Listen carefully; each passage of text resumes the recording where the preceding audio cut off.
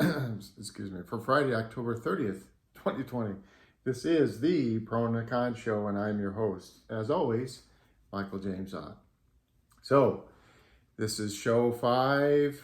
There's only 4 more to go after this one to the end of the series. And November 3rd, last day, the finale, the grand finale, which is not going to be any grand finale other than me just talking about some things. But anyway, so the point of the show, as I've said hundreds of times, is to encourage us to be better citizens. You know, the issues that face us are complex, and whether it's abortion or you know, this pandemic and how to go forward and in the best interests of America and the world, and you know, climate changes and all these major things, and there's handfuls of them that are major issues before us. We're going to do a whole lot better if we get away from this continuous agonism. This is the warrior stance, the Hatfields and McCoys brought on by the fact that we allow ourselves to basically be controlled by 2 political parties.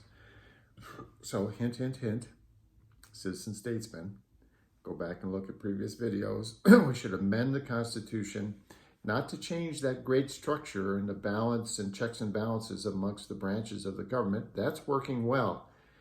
But change the way we find and place candidates in that structure. We need to do that because the 2-party system is killing us. All right, so today's show, speaking of death and destruction and despair, the pandemic rages on, and actually it's getting worse as feared. Many of the epidemiologists, I don't even know if I pronounced that right, the doctors associated or you know, trained in infectious diseases, they tell us that, you know, when the weather is getting worse and people start moving indoors, and plus the combination with regular influenza, we're going to get, you know, this ramping or increase. If we aren't careful, we are going to get this massive increase in the number of cases. And of course, when there's increases in cases, there's increases in hospitalizations, and there's increases in, unfortunately, the deaths that occur. And so this show, I'm labeled it, or the title of it is Vitamin D. And the reason why I want to specifically do a show just about vitamins and vitamin D in particular is because something that I suspected back in March, something I suspected back in March was that all of us should probably do something to try to boost our immune systems, because we had no so-called herd immunity from this brand new virus that was quite dangerous and has obviously shown itself to be very dangerous. I mean, we've got it's like 230,000 people have died from it just in this country. So what can we do? How can we improve our chances? And so at the time, I happened to be visiting with my sister and my brother-in-law down in Texas. It was right at the kind of the very beginning of all this, and you know, where it was really prominently coming onto a national stage that it was happening here in this country. And so it occurred to me, and so the first thing I did is I started searching, well, what can you do to improve your immune system to try to boost it and against viruses, okay? And what I found was multiple articles that said that there was evidence.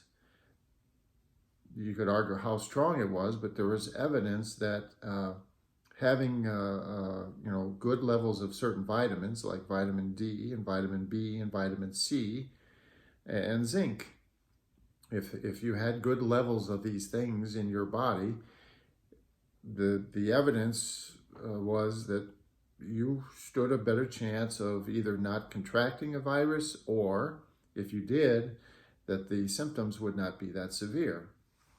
And so I, as it so happened, my brother-in-law, because I was talking to my sister and my brother-in-law about it, and my sister went into their medicine cabinet and brought out, here's a bottle of vitamins that her husband was taking.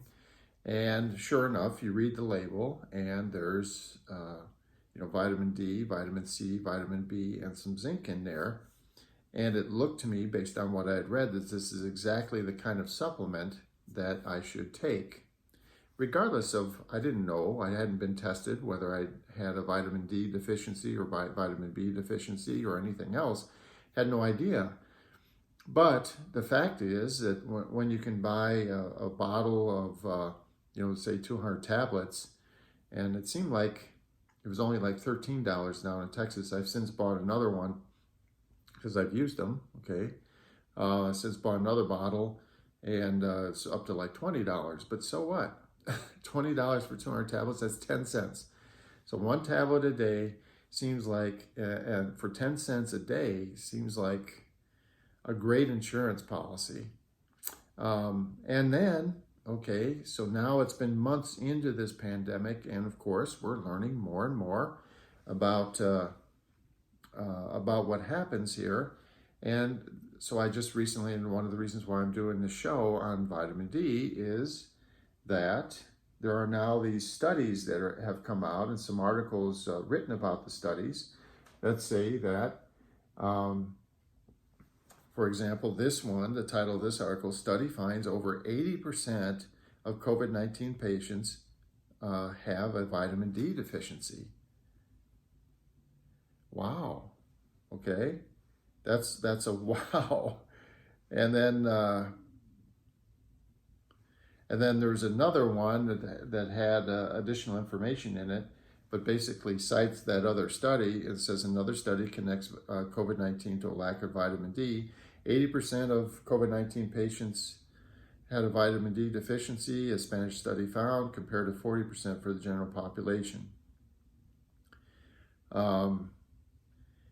And so, these articles then go into, and they talk about vitamins, and they mention vitamin D, of course, but they also mention vitamin B and C and some zinc.